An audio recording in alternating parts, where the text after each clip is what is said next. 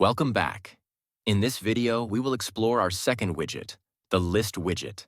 The List widget makes it easy to display new posts in a simple, clean list format. It's perfect for websites, blogs, or applications that need a structured way to show updates without overwhelming the page. Let's get started. All our feeds include a Widgets tab inside the feed overview. Simply click on the Widgets tab and select the List widget from the available options. On this page, you'll see a live preview of how the widget looks, allowing you to visualize it before embedding it into your website or application. Click on Add to Website to open embedding options. We support 3 different embedding methods: JavaScript embed, iframe embed with a responsive iframe version of the code, and direct URL. This is useful for digital signage, applications, or broadcasting software like OBS or XSplit.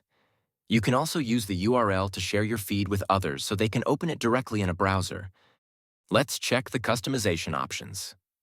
As always, we offer widgets in desktop, tablet, and mobile versions, ensuring a seamless experience across all devices.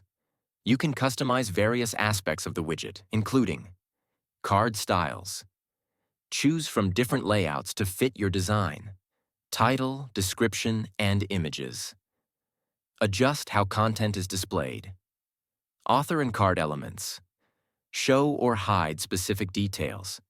If you don't want to customize it manually, you can use one of our ready-made styles to quickly change the widget's appearance. That's it. If you have any questions or need assistance, visit our Help Center at Help RSS app. We have FAQs, useful articles, and guides to help you get the most out of RSS app. Check it out for more tips and support.